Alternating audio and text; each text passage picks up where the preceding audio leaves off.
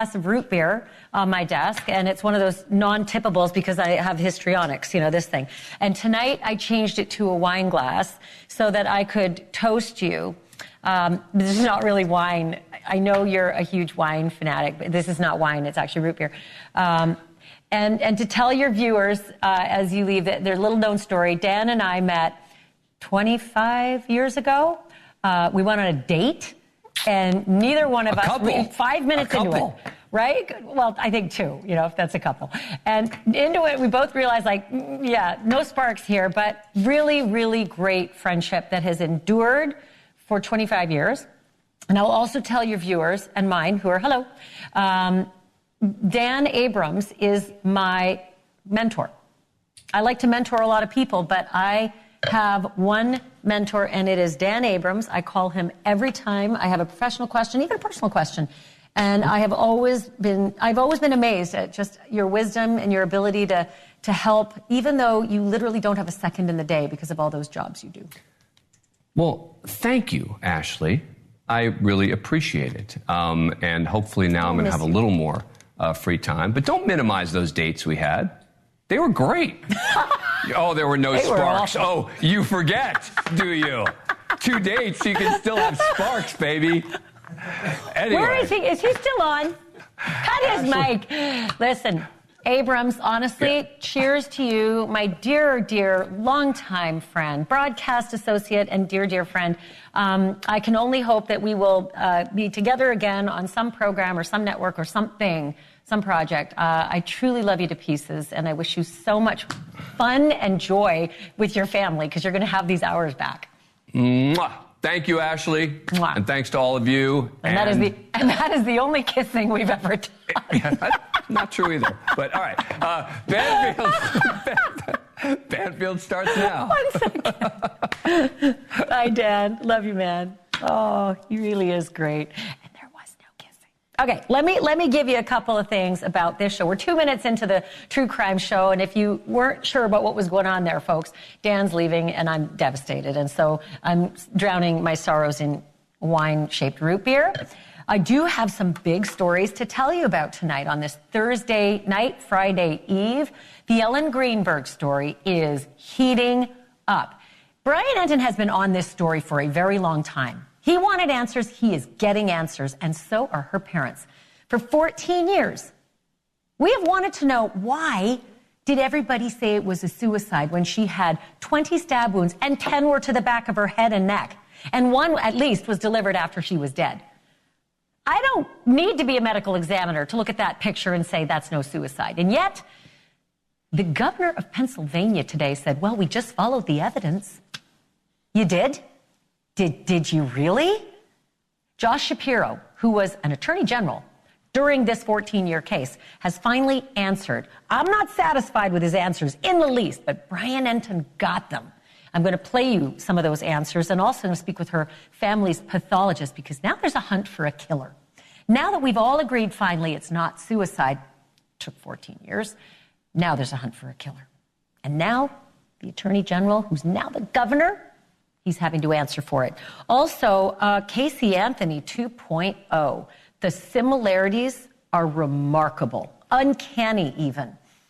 Child goes missing, she doesn't report it. Parties with her boyfriend, travels, has fun, blames other people, says someone else has the baby, and suddenly the baby is found dead, not far from the family property. Wrapped in blankets, stuffed in a garbage can like trash. That sounds a lot like Casey Anthony's story. Casey Anthony's story ended in acquittal. This young woman, Megan Boswell, is on trial now. So I thought the best person to call would be Casey Anthony's prosecutor. And Jeff Ashton is going to join me live on this show to talk about this case and what he foresees for it. Also, I know you've heard about QAnon. I've heard of QAnon. I never really take it seriously. It's just sort of the gutters of the internet and people who just have way too much time on their hands and are really susceptible to some really crazy stuff, right? Well, now somebody who is so susceptible carried it way too far. And this QAnon conspiracy theory that you may not think is a big deal has eviscerated this family. Eviscerated.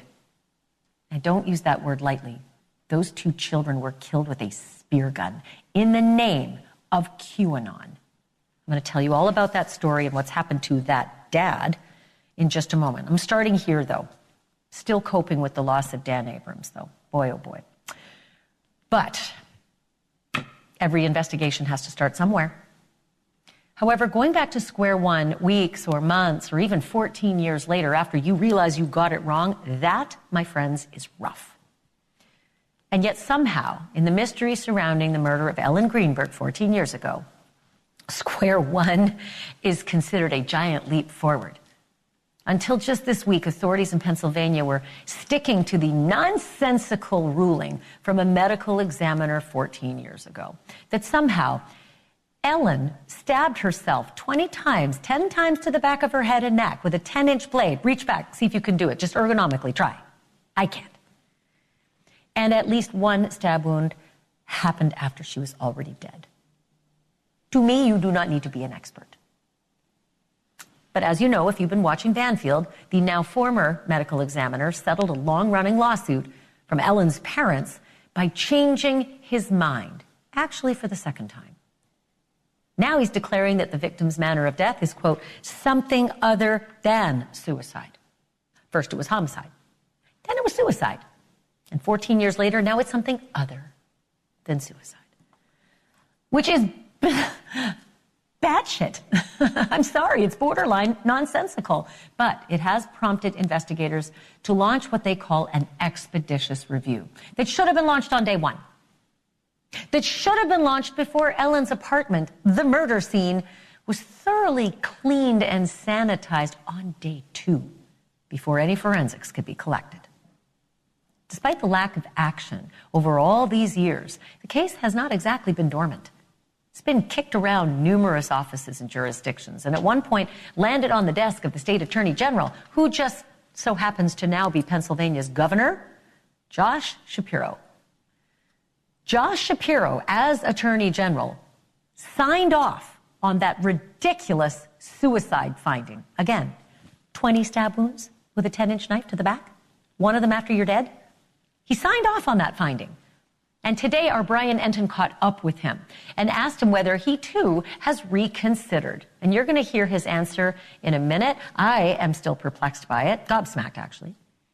But I want to get to some other really big issues first. What really happened to this 27-year-old engaged to be married first grade teacher on that horrible night, and who made it happen? If it's other than suicide, who was it? Ellen Greenberg's father thinks that he finally can answer that first part. He says he thinks that Ellen was strangled and that those stabbings, that those were all just a cover-up. Brian Enton also spoke today with the forensic neuropathologist hired by the Greenberg family. Do you believe that there was strangulation? Yes. To medical certainty? To reasonable degree of medical certainty, she was strangled, yeah. I would testify in the court of law. I've said it in my reports. Do you think there's any signs of abuse before the death? I'm concerned about that, yes. And the reason I'm concerned about that is the bruises to the wrists, obviously the strangulation, but there's extensive bruises to the lower legs. What is that about? Where did she get that? She's not a kickboxer. She's not in karate that I know of. She looks like a typical nice girl, you know, very feminine looking. How'd she get those bruises down there? And Brian Enton joins me live now with this remarkable story that he has doggedly pursued. Were you surprised by these findings? I mean, this pathologist really thinks that this was staged.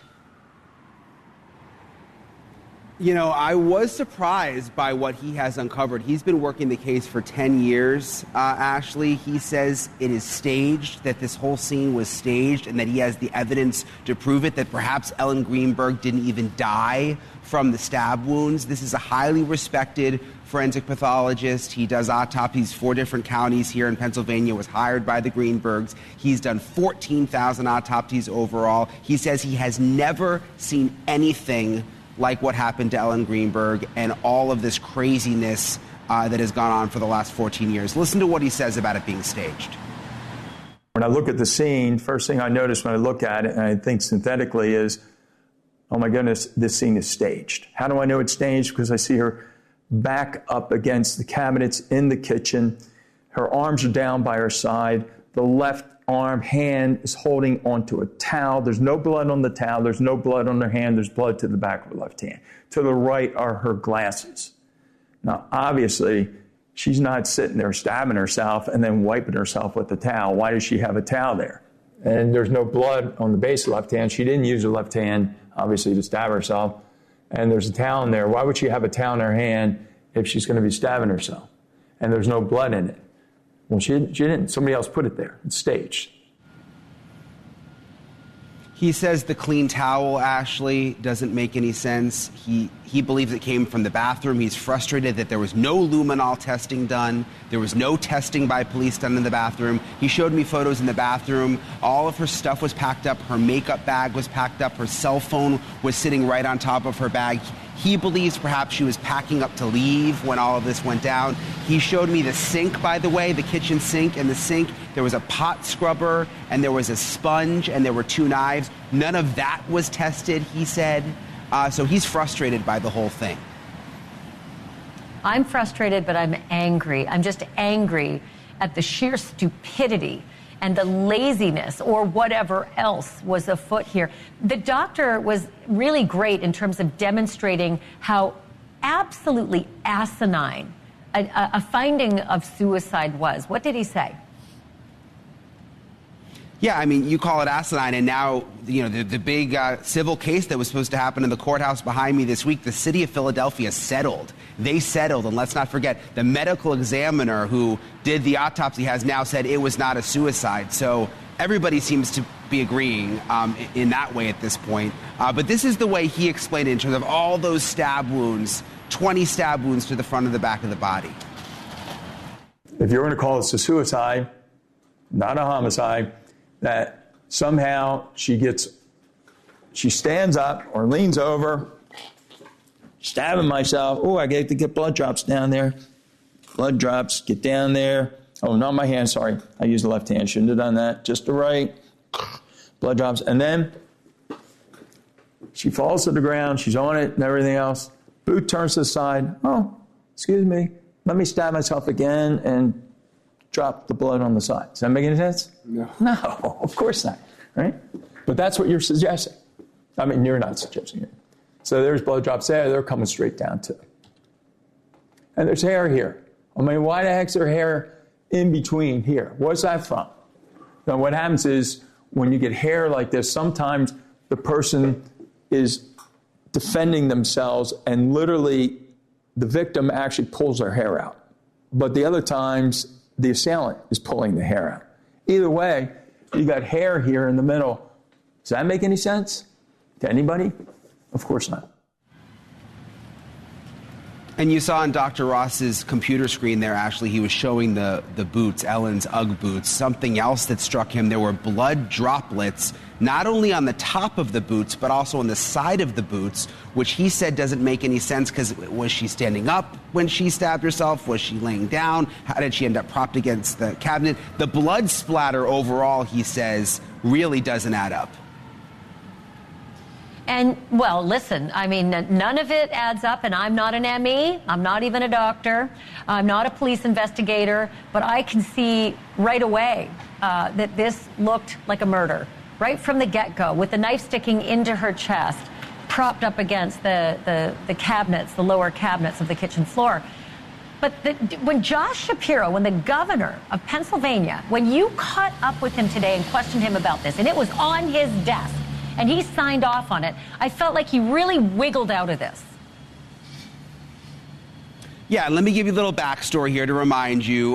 Governor Shapiro was the attorney general. At one point, this case came to his office. They agreed that it was a suicide. Ellen Greenberg's family and others have questioned why and have questioned connections they say he has to Ellen's fiance's family here in Pennsylvania. We've been trying to get answers from Governor Shapiro for literally months. Texts, phone calls. We get no response. We get literally zero response. So we caught up with him today, finally got some answers at a press conference today. Look at this. Do you think there should be a new criminal investigation? Well, look, I don't think I should speak for the city of Philadelphia and why they chose to make the decision they did. It was a case that was put on my desk after the city of Philadelphia ruled that Ellen Greenberg died by suicide, not by homicide. That wasn't my decision. That was made years prior by the city of Philadelphia. The case was then sent to the Attorney General's office for investigation. And we looked at every possible angle. There's nothing I wanted more than to give these parents some finality, some answers, some clarity. And we received more evidence, more information during the course of our investigation that sadly didn't show what they wanted it to show, but actually rather pointed to more data, more information that pointed toward a suicide. At some point, the Greenberg family asked that we no longer consider the case. And under the Commonwealth Attorneys Act, I had the authority as Attorney General to transfer that case to a neighboring district attorney. And I did. We transferred it to the Chester County District Attorney, if memory serves me. They looked at it for a couple of years, and they found the same determination as well. There was no evidence there that supported a homicide. There was no evidence there that supported any sort of criminal charges against anyone else. And they closed the case. So over the span of whatever it's been, over 10 years, over a decade, you've had 3 or 4 different law enforcement agencies look at it and come to that same conclusion. My heart really does break for the Greenberg family. And I know that, some maybe feel that lashing out at me in the media is helpful to their cause. I'm not going to stand in judgment of them. These are parents who are grieving and anguished. And again, I think no parent should have to bury a child. Lashing out isn't going to change the evidence here. And I'm hopeful that as this process goes forward, if any new information comes to bear, that it immediately be shared with the Chester County District Attorney and allow the DA there to conduct an investigation of that new material should anything come forward. Do you think the medical examiner coming forward now, though, and saying he no longer believes it's a suicide is enough to push this forward? Now, I mean, that's a big change. Yeah, I think that's a question for the DA in Chester County. It has to have some evidence with it, not just someone feeling different. But certainly if there's some evidence that this medical examiner has uncovered, I'm not familiar with that, I'm no longer the AG. If they have new evidence, new information, they should share that immediately. I can tell you, Ashleigh, obviously the Greenbergs are not happy with that response at all. And again, it's just strange when he talks about how there was no evidence, but now you have the medical examiner who is the one who did the autopsy, who first called it a suicide, strangely changed it to homicide. The medical examiner is now saying that it is not a suicide, which is just the whole thing. But then you've still got Shapiro saying, oh, but there's no evidence. Yeah, you don't get to pass the buck if it's on your desk and you sign off. I found that to be a real skate on the governor's. I hope more questions get put towards him. And as elusive as he's been, good for you for finding him at a press conference he held today on a totally different topic. Real quick, he said no evidence, whatever, I can see it and I don't have the case file, and that Greenbergs asked him to no longer consider the case. That doesn't sound like the Greenbergs I know. Yeah, and first of all, I wanted to ask him more questions. I mean, you know how this goes. It was a little awkward. He'd been ignoring us for so long, and we had to find him at like a learning center where he was doing a press conference about money for kindergartners. And, it was like I could only get so many questions in a situation like that, but at least we got what we had. In terms of him saying that the Greenbergs didn't want them to investigate any longer, what I know is that they believe he is conflicted. They believe he is conflicted, Ashleigh, because they say he has these connections to the fiance's family. And they wanted this to go someplace where they felt like that it could get a fair investigation. Well, they're getting there. And I really hope that there's justice for not just Ellen, but her parents as well. Amazing work, Brian. You and Allison Weiner together, the producer who's been working on this with you, the two of you are just a dynamo. Keep it going and keep reporting. Stay on it. Thanks, Ash. Okay, Brian Enton doing just amazing work, as I said. Coming up next, it sure sounds like Casey Anthony, but 15 years after the most hated mom in America was cleared of the murder of her daughter, Casey 2.0 has popped up in East Tennessee. The cases are eerily similar, and so I called the man who prosecuted Casey to ask if this trial could end like his did. And lucky for me, Jeff Ashton said yes. He's going to be live with me after the break. Also, don't forget, today, episode 4 of Drop Dead Serious. It dropped, my podcast. Check it out. It's a 6-part series called Uncle Peter, about the guy I grew up with called Uncle Peter. Turned out to be one of the most prolific sex offenders, and the stories, well, it just gets worse from there. Trust me, that's tip of the iceberg. Check it out anywhere where you find your podcasts. It's also on YouTube. It's called Drop Dead Serious. Can't miss it. Love to hear from you about it, too. Back right in a moment.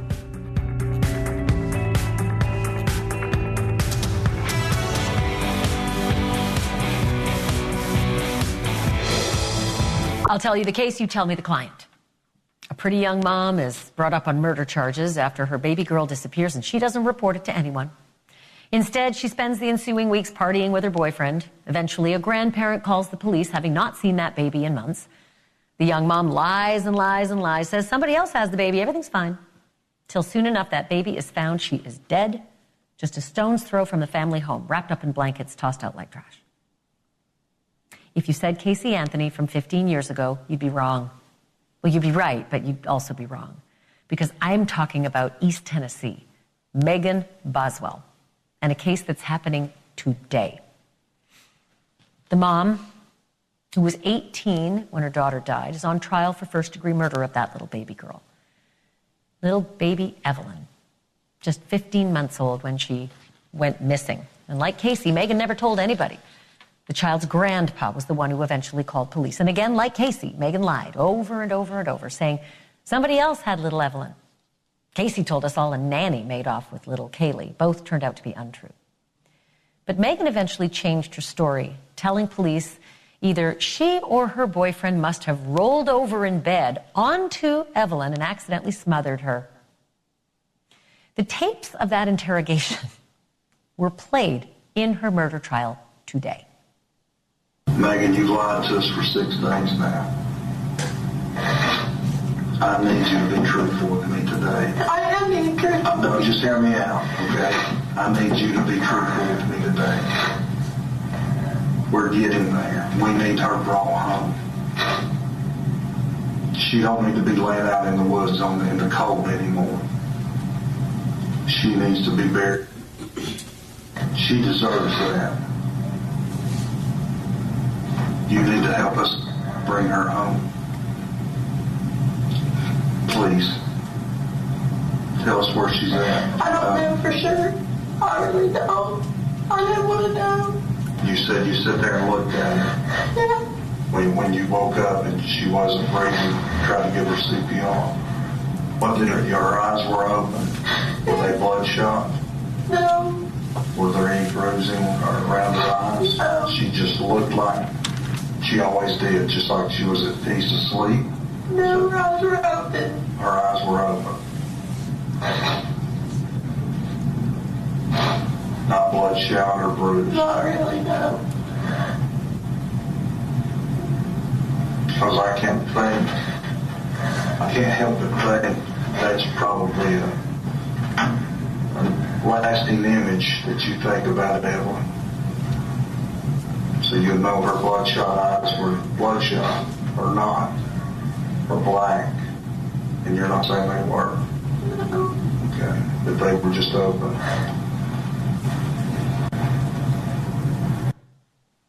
Doesn't sound good. I know. But Megan Boswell's defense team fought hard to have that video played in court. Perhaps they think this is her only hope of beating the rap. But prosecutors say that story that she just told, that's BS. They say Megan intentionally murdered her little girl, hid the body, and then lied to police for weeks. I'm just going to go out on a limb here and say it's deja vu for Jeff Ashton, because Jeff prosecuted Casey Anthony back in 2011. Hello. Wow. Hello. It's been a long time since you and I got together. You look great. It's been forever. I'm glad that we have this chance to talk. Me too. Yeah, it's been, as they say, it's been a minute. It's been a minute. What was your first reaction, Jeff Ashton, when you heard about this case in East Tennessee? I was just fascinated. I had not heard about it down here in Florida, but it is eerily similar. It had a little deja vu moment for me when I looked at it. I watched a bit of the trial today, and particularly that clip that you're showing there, and I thought it was really interesting, both its similarity to Casey, but also its very stark difference from Casey. So I find it quite fascinating, really. Well, let's talk a little bit about this business about Megan Boswell finally coming around and saying either me or the boyfriend rolled over on a 15-month-old, not a newborn. That happens. Newborns are so tiny, they can't fight back. But a 15-month-old is running around, kicking and playing.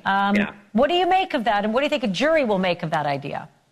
It's a little bit harder to swallow. The thing that struck me so much about her as compared to Casey was that, when Casey was faced with a lie by the police, she just kept with the story. The classic line of where she's caught in the lie about where she works and admits it and then says, oh, but everything else is true. Casey was smart because she waited until she knew what all the evidence that law enforcement had before she came up with her story. What I see in that interview is to me much more typical of how these interviews usually go. Somebody is breaking down, they're trying to come up with an excuse, and they don't really know what the police know yet. So I think that excuse really is going to depend on what the forensic evidence is from the medical examiner, which I have no idea what they found. I know that the child's body was out for a month, I think, or something like that. So presumably there was more. Jeff. Yeah. It's so upsetting. I don't even know how this jury is going to process it. They won't even show them some of the photographs. This child was wrapped so tightly, her face flattened. Whoever did it, put her upside down into that trash can with such force it bent her head backwards into a reverse fetal position. This is the abuse that this baby endured. And here's my next question. It's important that those facts are known because Megan's own lawyer hinted that the abusive corpse charge may not fly. And I don't get this, because the medical examiner will testify that Evelyn was still alive when she was shoved into the trash can. I can't understand any lawyer that would say that. And I see in your reaction, you feel the same way. That's an interesting one. I'm not quite sure, how that's, maybe offense to a minor charge, but admission to me, it's felony murder. It's abusing a child, and the child dies as a result, and that's, felony murder. I don't know if this defense lawyer has some other strategy that I've never heard of before, but will you come back and talk with me again about this case? Because I've got millions more questions. And I know that you've been down this road. Okay, it's good to see you again. You look great. Thank you. Good to see you too. Thanks for having me. With the delay, it sounded like you look great. Oh yeah, but it's a delay, everybody. It's good to see Jeff Ashton again. Okay, coming up next. It was a year ago this month that the docuseries "Where Is Wendy Williams" left us wondering a whole lot more than that. Instead, what happened to Wendy Williams? And the answer came from Wendy's own people: frontotemporal dementia, along with a speech-robbing condition called aphasia.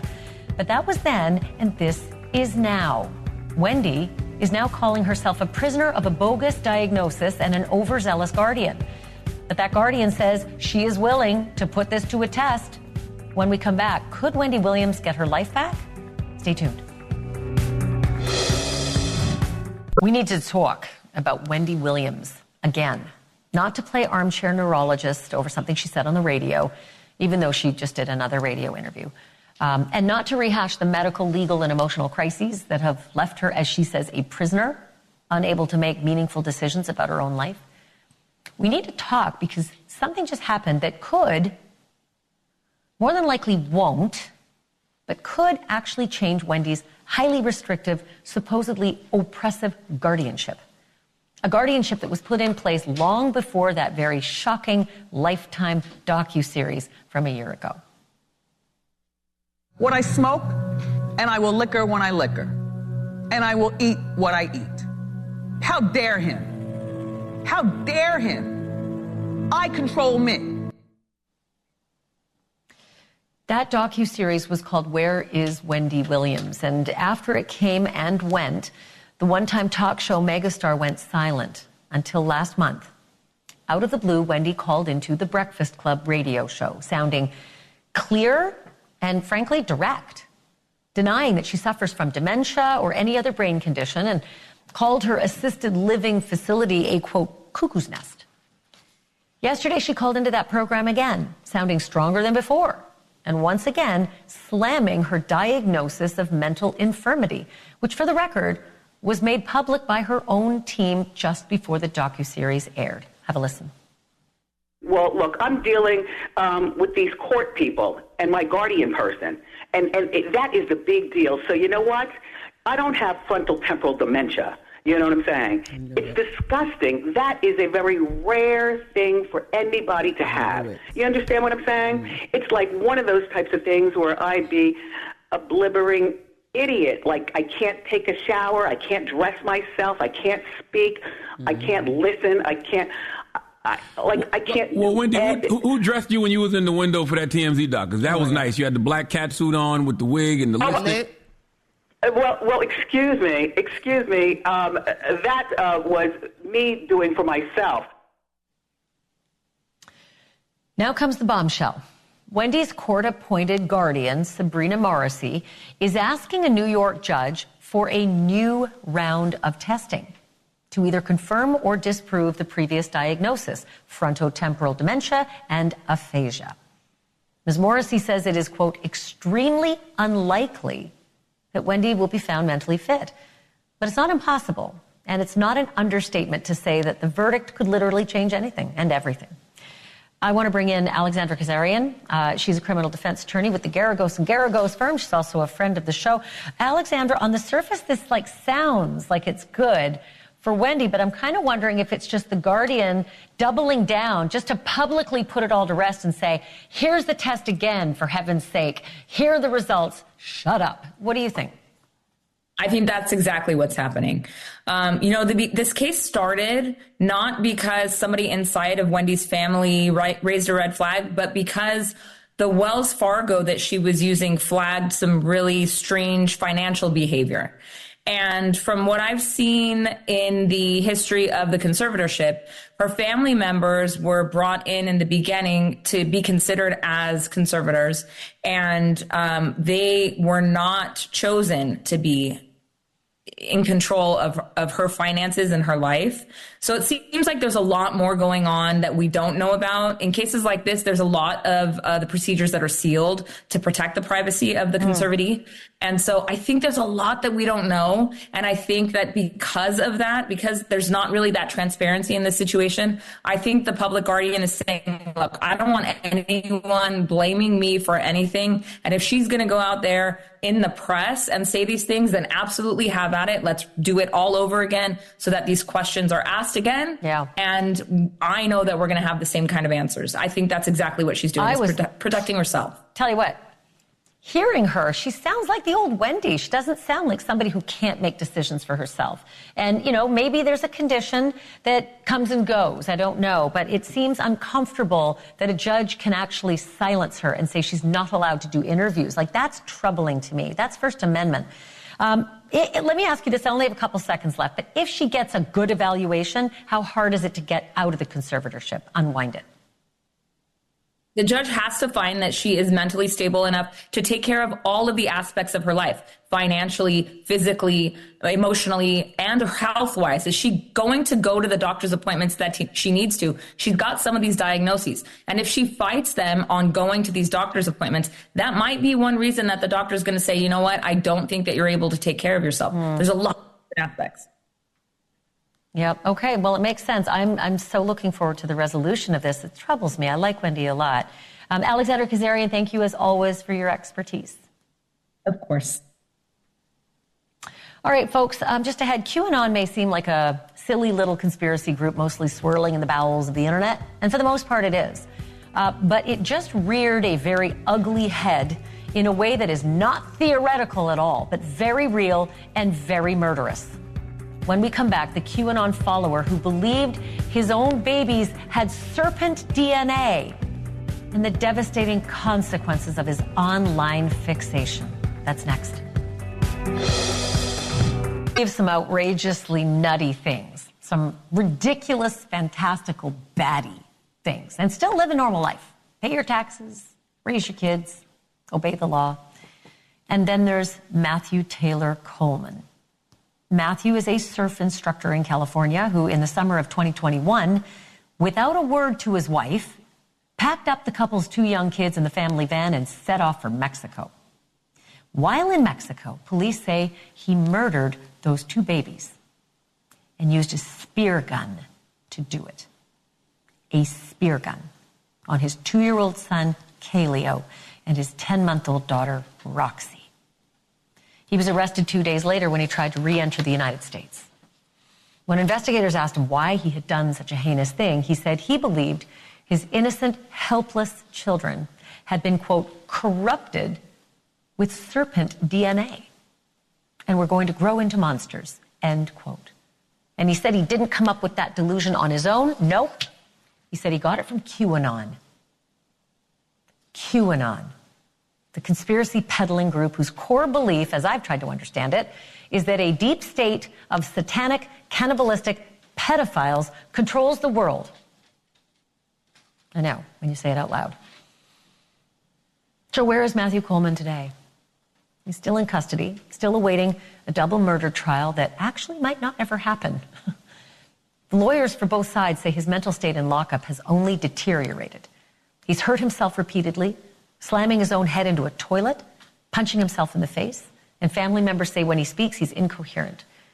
I'm joined now by one of my favorite former prosecutors, Dave Ehrenberg. Dave, incompetency is such a wiggly thing, right? Can you be incompetent indefinitely?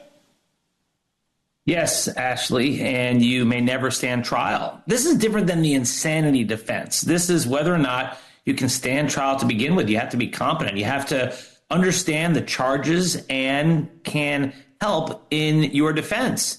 But if you don't even know what's going on around you, then the system is not going to put you on trial. They will try to get you rehabilitated somewhat, send you to a mental hospital, get you on a treatment plan. And if you're never brought back to competency, then you're either going to go to civil commitment or possibly be released one day. Can you force medication into someone in order to get them well enough to stand trial? It depends. In this case, they have required him to take medications. Yes. I mean, so up to a point, they're going to require you to take medications. But they're not going to hold you down and start sticking you with needles. But they will have a treatment plan. Your lawyers will agree to it, and then you will be required to take certain medications and to talk to a counselor. So yes, up to a point, they will require you to do so. But also, they take into account the severity of the offense. So because he committed this horrific crime, it is less likely that he'll ever be released into the general public as opposed to someone else who is not brought back to competency either. I only have a couple seconds left, but I know the answer. I'm just going to ask it anyway. Any recourse against the purveyors of the garbage that he consumed that took him to these depths? Don't I wish? QAnon is an evil conspiracy theory that's taken so many people's minds away from them. It's still out there. And as far as suing them, it's hard to even know who they are. Q himself is anonymous. So very unlikely, unless it's like some big pocket, some legitimate establishment, a news media outlet that puts out this stuff. But they're running away from these guys because these folks are nuts. It's such a sad story. Those people look so happy, the family in those pictures, and then to know what happened to the kids. Dave Ehrenberg, thank you. As always, love you. Thank you, Ashleigh. You know, for decades, folks, we've heard stories about the Hollywood casting couch. Women auditioning for a movie or a TV role, then being unscrupulously raped by directors and producers that hold all that power. What could be worse? How about the Hollywood murder couch? That story's next. Months ago, I told you about Christy Giles and Hilda Cabrales Arzola. These are two young professionals living their dreams in LA until the morning. Both of these women were found dumped at separate hospitals by two mysterious men. The women were unconscious with lethal levels of drugs in their system. The two men turned out to be a Hollywood producer that they'd met at an all-night rave and his roommate, an actor. The producer's name is David Pierce, and it would come out later that the women had been out the evening before, met Pierce, and stopped by his apartment. But just minutes after setting foot into that apartment, Christy, a 24-year-old model, texted Hilda, the 26-year-old architect, "Let's go," with a wide-eyed emoji, to which Hilda responded, "Yes, I'll call an Uber, 10 minutes away." But the women never got into that Uber. It came and left without them.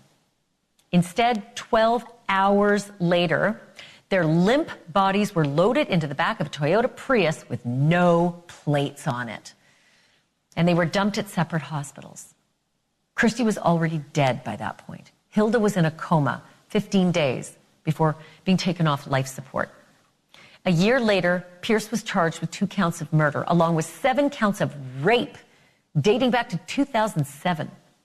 His trial began last month, and this week it ended with guilty verdicts across the board. Listen to what Christy's mom, Dusty, said when the jury came back. As much as it hurts to lose my baby girl, who was a fighter and stood up for anti-bullying and everything else her whole life, that in this death, her body was able to tell the story. Pierce's roommate, Brad Osborne, was also charged as an accessory after the fact, but the jury deadlocked on those counts, and it was a mistrial. David Pierce will be sentenced in March. That's all for tonight. Cuomo's next.